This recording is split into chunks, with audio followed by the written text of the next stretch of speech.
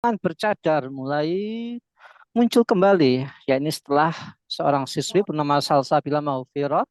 Beliau adalah seorang siswa dari SMP IT di Palembang yang diduga dilarang mengenakan cadar saat berada di lingkungan sekolah. Oh maaf, SMP IT-nya namanya Salsabila Maufiro ya, yang mengalami pelarangan dari pengenaan cadar ini adalah berinisial NA, usianya 13 tahun.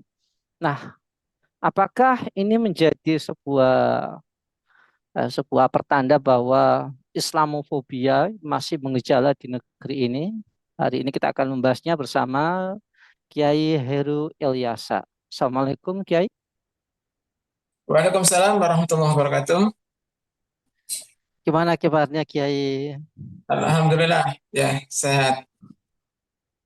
Nah ini gimana Kiai ya, kasus seorang siswi di SMP IT di Palembang ini yang berinisial NA yang disuruh melepas cadarnya saat bersekolah. Gimana tanggapannya Kiai?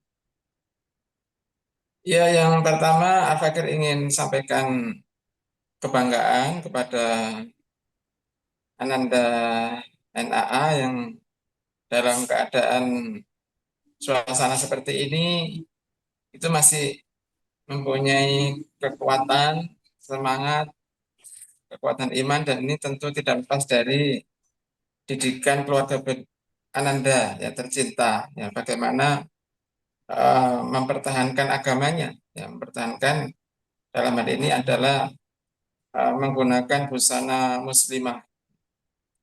Meski kemudian ada perbedaan pendapat yang terkait dengan pakaian wanita, ada yang sebatas kecuali telapak tangan dan wajah, ada yang kemudian termasuk sebagian dari wajah itu harus dipercadar, maka ini adalah bagian dari uh, pendapat para ulama dan bagian daripada ajaran Islam itu sendiri.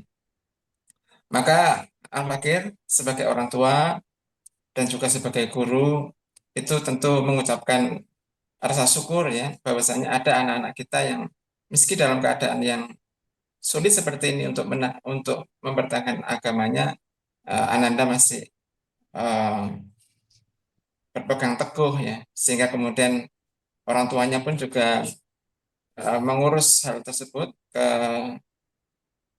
ke Menteri Pendidikan, maaf, ke Departemen Pendidikan, ke DPR ataupun ke Komisi Perlindungan Anak. Ini menunjukkan bahwasanya eh, keluarga daripada NAA ini, Ananda NAA ini adalah keluarga yang mempunyai hero Islam yang bagus, dan Al-Fakir eh, mendukung apa yang menjadi sikap daripada keluarga Ananda tersebut. Ya, Kiai. Ya, problem terkait dengan cadar ini sudah hampir 10 tahun lebih gitu ya. Muncul kemudian tenggelam lagi, muncul kemudian tenggelam lagi. Nah, apakah ini membuktikan bahwa sistem demokrasi ini tidak bisa mengakomodir kebebasan umat Islam untuk mengamalkan ajarannya? Mana, Kiai? Iya, memang demokrasi itu diciptakan sebagai pola yang baku dalam rangka untuk menjalankan keinginan rakyat ya, keinginan hawa nafsu rakyat, di mana kemudian hawa nafsu rakyat itu secara teori kemudian dilaksanakan oleh wakil-wakilnya di DPR. Sehingga memang sejak dari awal demokrasi itu bukan dalam rangka untuk menjalankan hukum-hukum Allah, tetapi dalam rangka untuk menjalankan keinginan rakyat.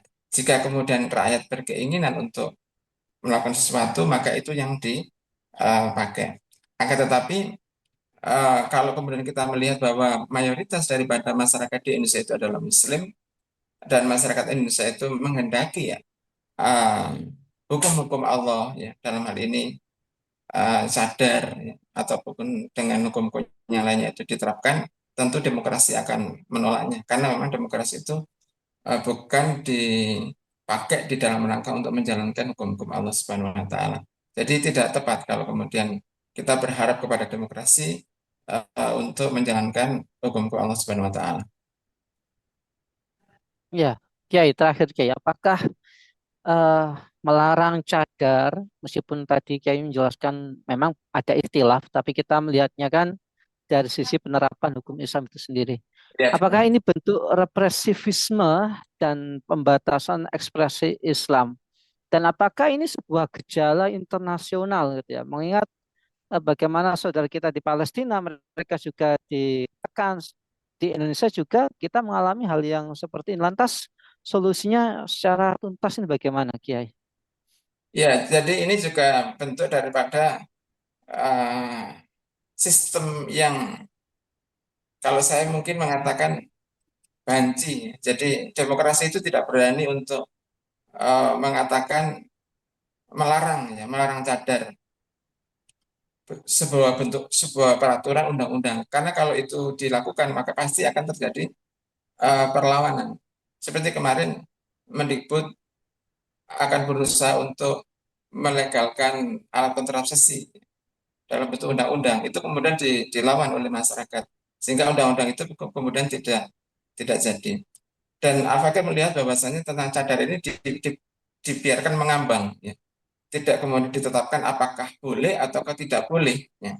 Tentu kalau kemudian uh, ada undang-undang yang mengatur bahwasannya kebolehan bagi muslimah untuk menggunakan cadar di sekolah ini menjadi payung hukum yang bisa dipakai.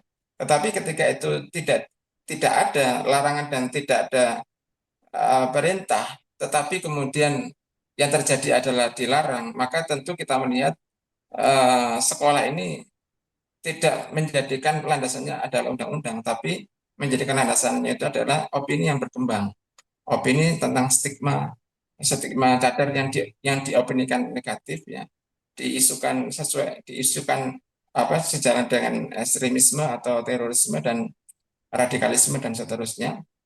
Maka ini adalah bukti bahwasanya Islamofobia itu masih menjangkiti sebagian dari lembaga-lembaga pendidikan kita dan itu juga dibiarkan oleh lembaga-lembaga terkait, ya, Dinas Pendidikan, DPR ataupun lembaga yang lainnya.